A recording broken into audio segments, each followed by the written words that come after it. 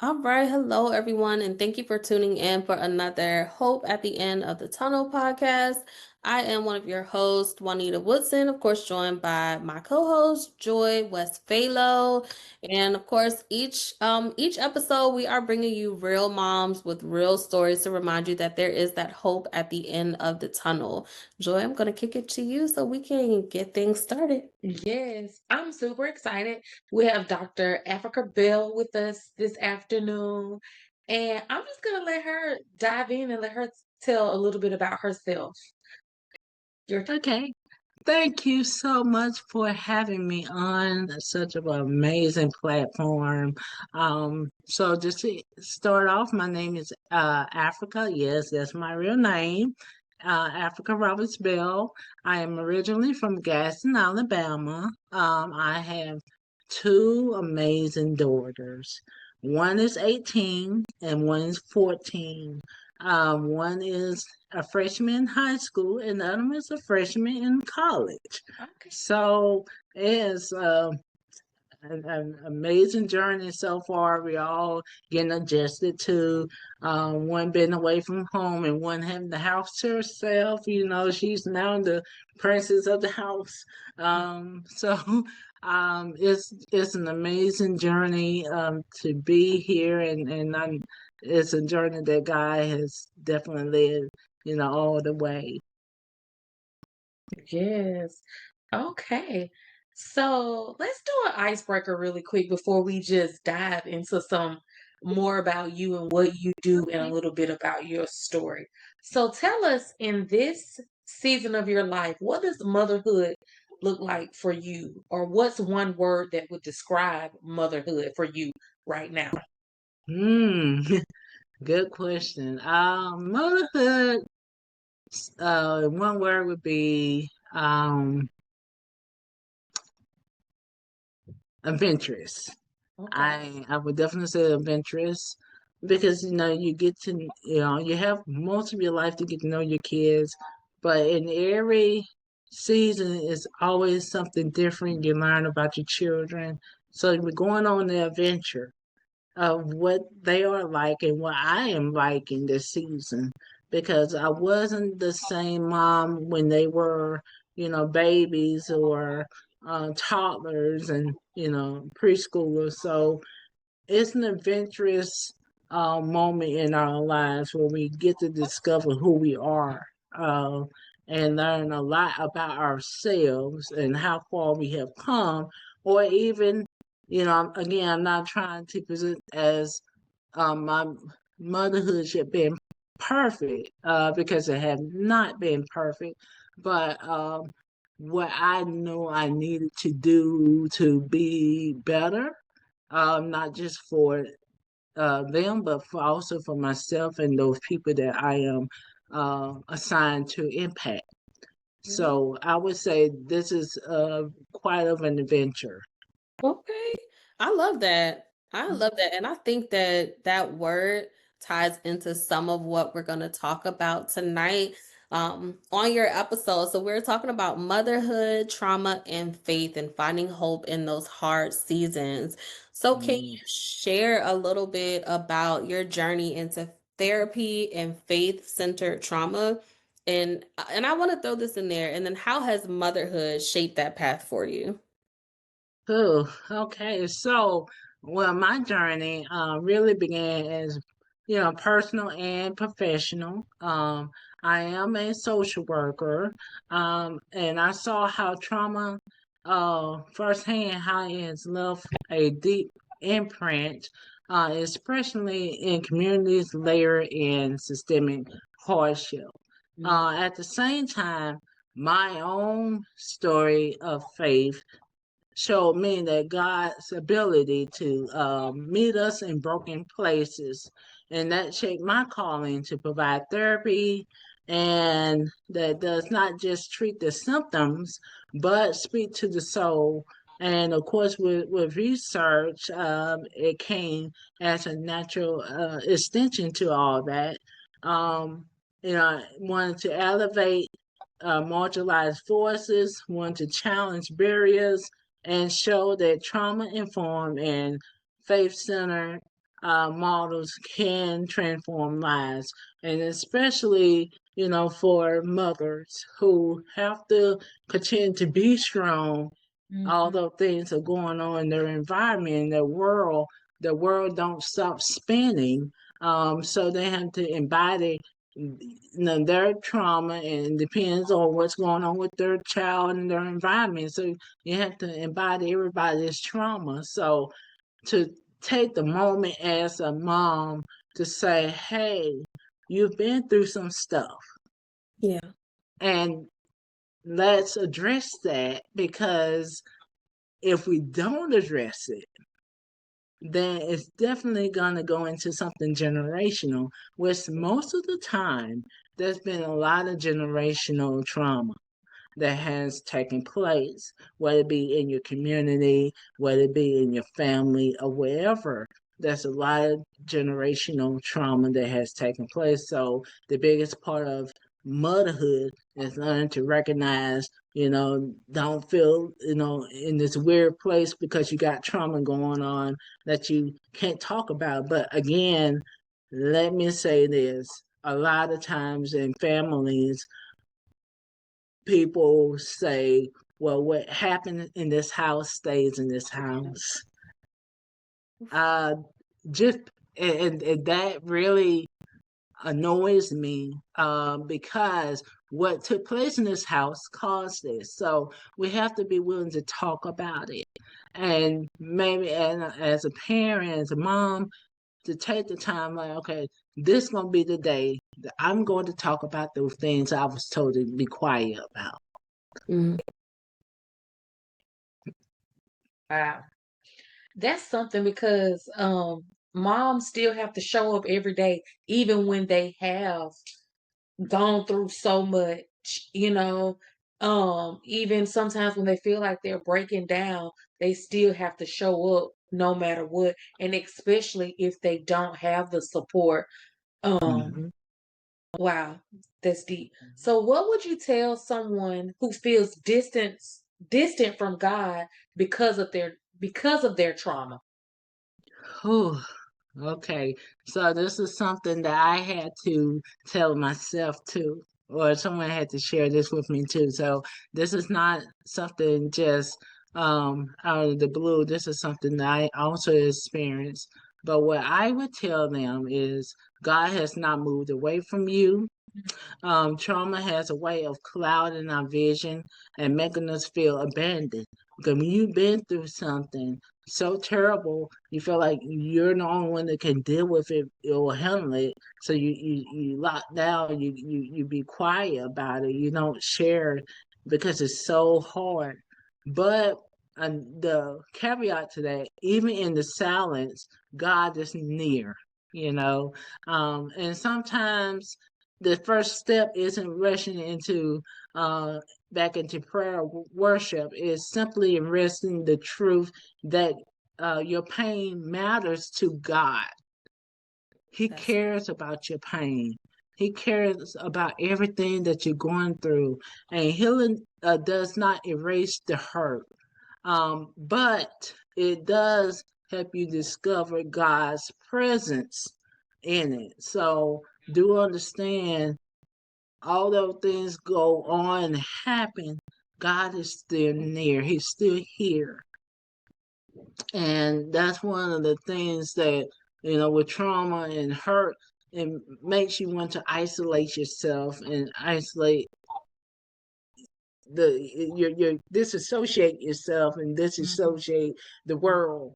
But that's the trick of the enemy. That's what the enemy wants you to feel. He wants you to feel isolated. He wants you to keep going and have this complex that I'm mom and I'm strong and I got to keep bearing through this. He wants you to think that way, and that's not the total picture. Because we got to remember, the enemy will mix a little truth with a whole lot of the lies. Mm. Yeah. And do understand that you can be strong. You can grow from your trauma. You can grow from hurt. but it's going to take, like you mentioned before, the support system, and understand that, hey, I got to tap in someone who's there, recruit someone into my village that's there for me, not against me. I got to be able to trust other people to bring in into that. Yeah. I know that's hard for a lot of, I don't want to tie it just to women, but it's hard for women to connect sometimes with Mhm, other women and sisterhood, right? Because there's just so much damage sometimes that happens in like Mhm. past relationships, whether it's like in the household or, amongst friends when you were younger. So it's hard for you to find that village, that community because you have that guard up. So I wanted to say that because I know it's very important to find your support system, to find your village.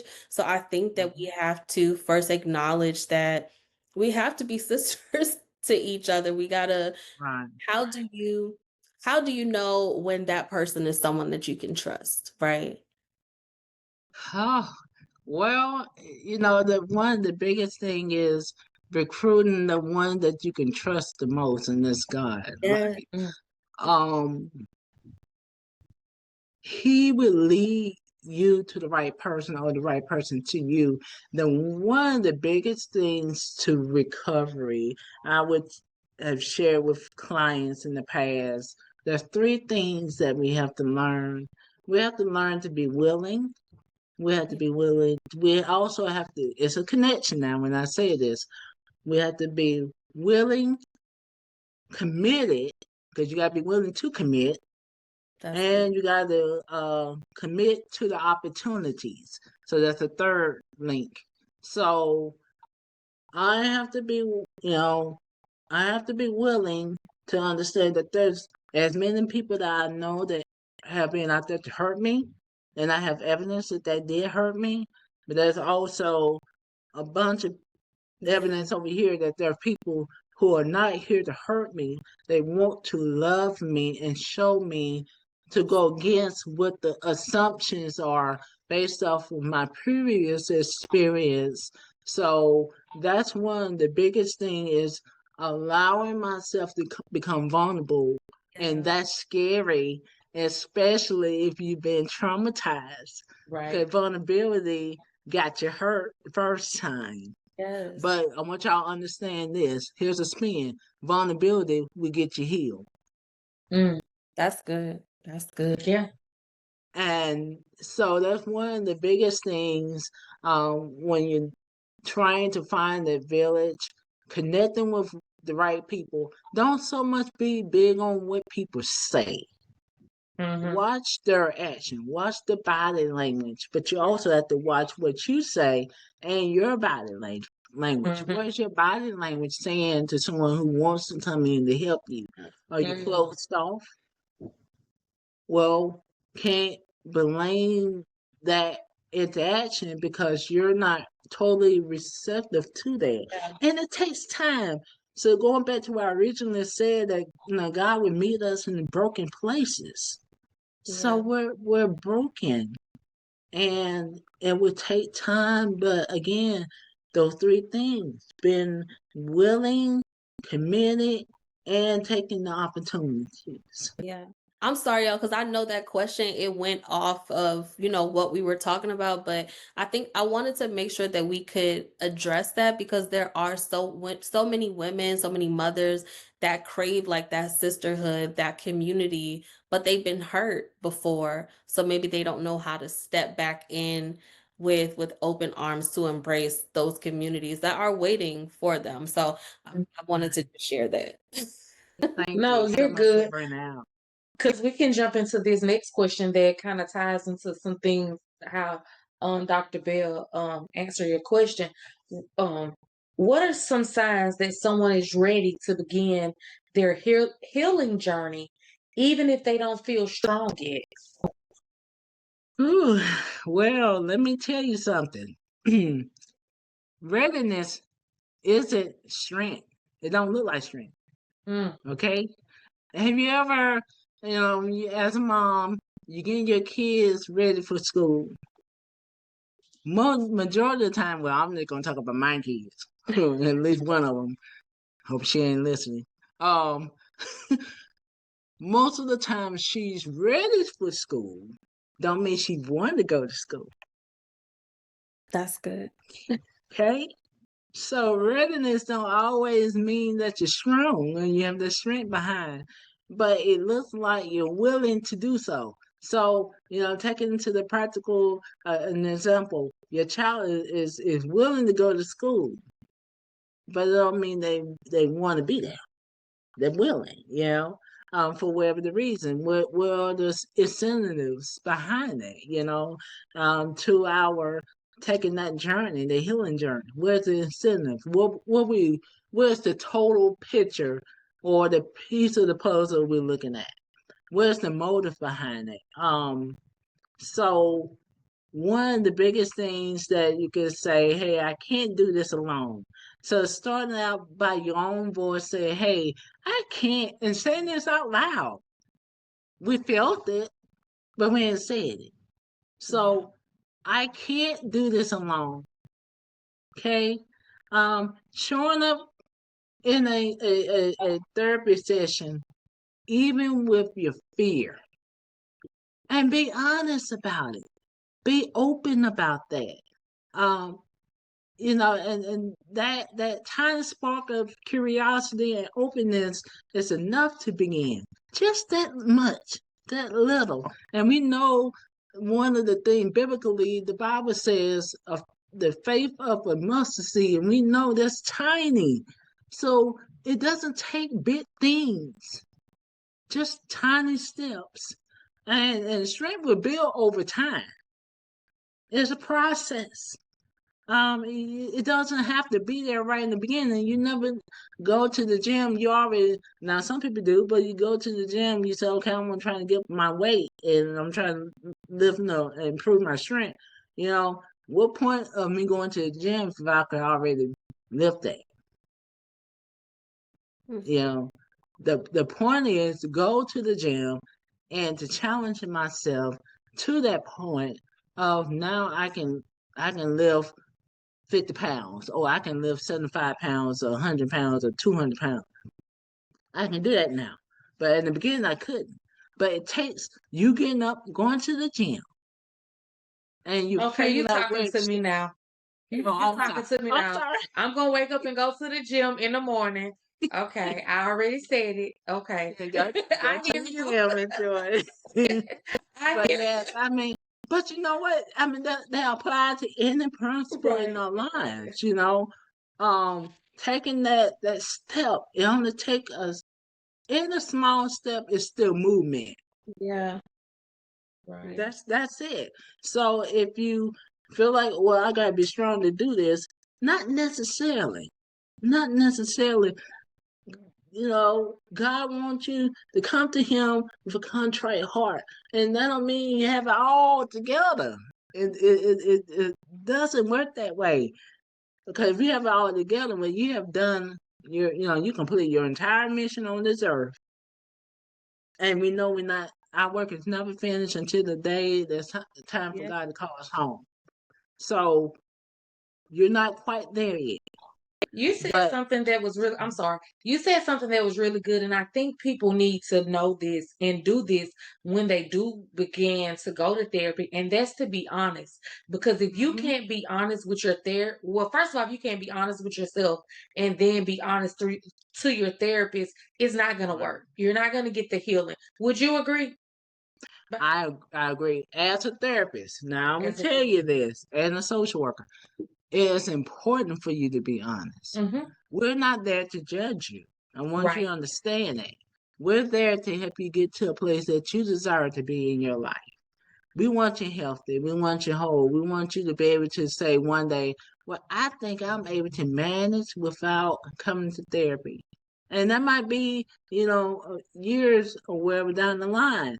But your ability to manage your life, and all the skill set that you've learned and the coping skills that you learned through therapy, that's the key thing. But if I don't know what's all going on, and you're still hiding some of those things. And a lot of times it's not out of malice, it's because fear or guilt or shame. A lot of it's shame, and how it's a worry of, if my family or if my friends say this about me because I went through this and they shame me, this person gonna do the same. Right. And I'm quiet. If I'm just keep quiet about it, then I don't have to share that. But by sharing it, and remember the vulnerability, there's healing in that.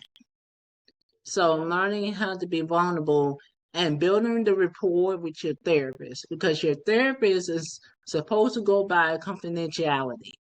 That Right. means what is said in session stays in session. That person cannot disclose any information to anyone unless you are a danger to someone or someone's a danger to you. That's the only reason why a therapist would disclose any information. But that session is your session, your time. That therapist is your sounding board. Yeah. That person is going to share, listen to you share and provide the empathy that's needed. Because a lot of times, people don't go for help from anywhere because nobody has the empathy for them Right. to see where they come from, taking a walk in their shoes. So by the therapist gaining the ability to build rapport with you and showing you empathy, you start feeling comfortable and talking to that person. And even if we have to sit there for 30 minutes and just look at each other, but that's me creating a space for you Right. so you To can feel feel comfortable. safe. Yeah. Right, this is your space. I'm here with you. I'm here with you in your silence. I'm just sitting with you until you decide to say something one day. And wherever that is, I'm here for you. So I'm here to empower you even in that. So that's one of the biggest things when it comes to being honest with your therapist so that you can progress and so you can get through your journey of healing. Yes. And so I'm glad that you ended with that, because I wanted to ask this next question, because the ultimate goal is for you to be able to continue on with your healing journey, right? Give them the Hmm. tips and the tools that they need to be able to move out of that survival mode. So what are some practical tips that we can maybe share with some moms to go from survival mode to really thriving in their day-to-day life and their healing journey? Okay, well, first we focus on stabilizing, building coping tools and safety. Thriving comes from when they start to dream again. That means you're Mm. taking back control of your life and your own thoughts and your emotions. And then you can recognize that they're worthy of joy and purpose, For sure. that they are anchored in that they are anchored that the process and faith and reminding them that God vision for their lives is not to just to survive, but it's an abundance. Yeah. That abundance is still there for even those who've been through some things, if not more Yes. abundance. Wow. I'm digesting, Juanita. Yes, I love it. So, what are some steps that someone can take today, right? If you were sitting in a therapy session with someone and they're ready to start reclaiming their emotional and spiritual well-being, what are some small steps that they can take? Okay, sure. So start with stillness. Um, Taking 5 minutes for prayer. Okay. And when I'm saying these time increments, is to for you to build on. So it's not just prayer, but breathing. We breathe naturally anyway, but this is using intentionality, and prayer is intentional as well. And also journaling. Um learning how to journal your thoughts and just let it be free. Also speaking affirmations that are rooted in scripture over yourself. A lot of times we hear things negative about ourselves, and those things take root. So we're gonna have Right. to have something else to come in that can not only take root, but take over those negative things that have been spoken over your life and over your families or whatever. And a thing that I said earlier about don't isolate yourself. Reaching out to someone safe. Healing Mm. begins in small, intentional steps. So those are the things that really is are powerful movements. You might not think it's nothing, but it's powerful. Small, powerful steps make big progress. Yes. I'm an advocate for journaling. Um, Journaling is great therapy. Because sometimes you don't want to tell everybody. So you just put it in a journal and then putting a date to it, because it's like, okay, I can go back and look at that journal and say, I was stuck. I didn't know how, but look where I am now. And Right. affirmations too, speaking those positive thoughts with scripture. So I agree with you on that one. So if you had someone, because this is hope at the end of the tunnel, right? If Mhm. you had someone that felt stuck in the tunnel, that's Mhm. still in the tunnel, what would you say to them to let them know that it is light at the end of the tunnel? Well, first of all, we let them know don't confuse the darkness of the tunnel with the absence of light. The light Oh, is always there. let me write that The down. light Yes, that's do I need to repeat? Please. yes. um, don't confuse the darkness of the tunnel with the absence of light. Mm, Because I want y'all to understand something. God's light is in us. Yeah. It's been there from the beginning of time. Even all the stuff that we go through, He's still there. Um, there's light ahead, even if you can't see it yet. And a lot of times it's so dark we can't see things. But every step forward is progress. So every step that I take, I'm getting a step closer to that light. that's So right. keep walking because you're closer than you think. You might just be one step away or half a step away, and you just say, "No, I'm over it." No, keep going, and that's when your village, that's when your journaling, that's when your deep breathing, your That's right. prayers, your affirmations, um, your community coming in to help you across that line. And God is there willing to make sure you get across that to that light to see Mhm. the hope because you can't have hope without faith and you can't have faith without hope Yeah. because they go together real Yeah. bad. Real bad. I I love love it. it. I You love it. you have girls, yes. Right. Yeah, Yeah, I'm I trying love to keep it. up with the lingo. Right. You have to these days. I love it. So, Dr. Bell, what does hope at the end of the tunnel mean to you personally? Well, hope is assurance that God's promises held no matter what season I'm in. And boy, oh boy, I've been through some seasons and I'm going through a season right now. But it means my circumstances don't define my story. It Mm, doesn't. I used to think that, but I've been free from that. And I'm continuing to walk in that freedom. And hope isn't just wishful thinking, it's that's more right. than that. Yeah. Is an anchor for my soul because it's like I said, hope and faith are like this. They're together and it's an anchor for my soul and that what allows me to walk with others in their pain That's right. because I've been assigned to do this. I've Mhm. been called to do this. And teaching them that restoration is possible. You're never Yes. too far gone. Yes. Oh, I have my notes Listen, Me I'm too. glad that I was like, let me make sure I have something because I'm writing all of this down.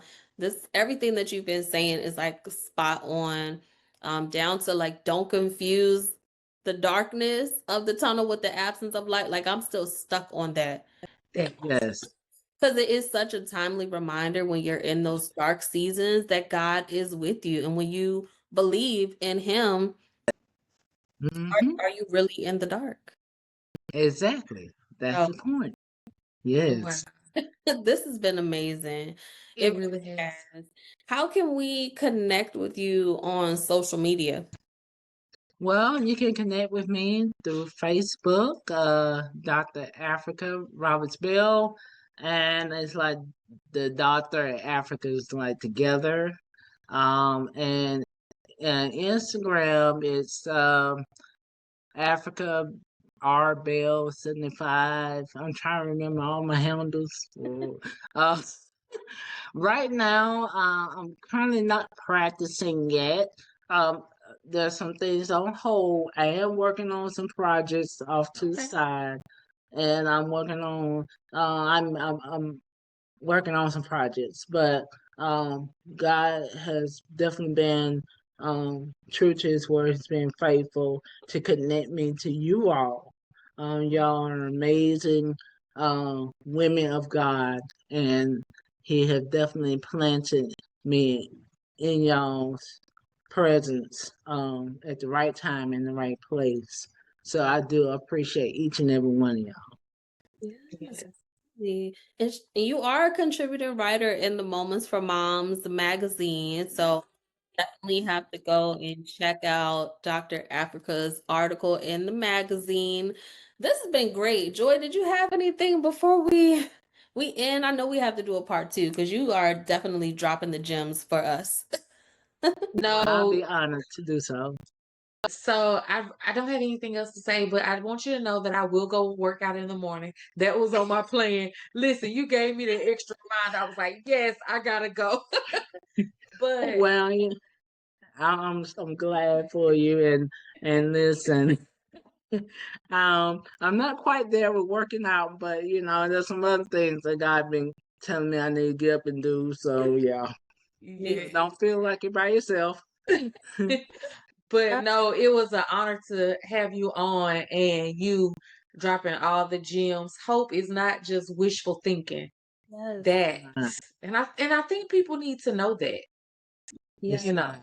Yeah. We gotta take it from a fairy tale point of view to it's a Yes. reality. Hmm. That when we grew up, we watching different fairy tales and wishing upon a star and hoping this, but no, hope requires a little bit more Right. than wishing. There's a lot of work behind that. Mhm. There's movement behind it. It's not just sitting there and just saying, "Well, let it happen." It's not. There's more to that. Absolutely. Yes. Whew. Thank you so much. I think this is the perfect way to end it. You left us with something to go and think about, to journal about, to study on. So we definitely appreciate you taking this time out, dropping those gems. Listeners, make sure that you like, subscribe, share, leave us a comment. I appreciate the feedback that y'all are leaving us on the YouTube channel as you watch. So keep doing that. Keep dropping your feedback from our podcast guests. And just remember that we are here to remind you there is that hope at the end of the tunnel. Until next time, Yes. take care. Bye. Bye.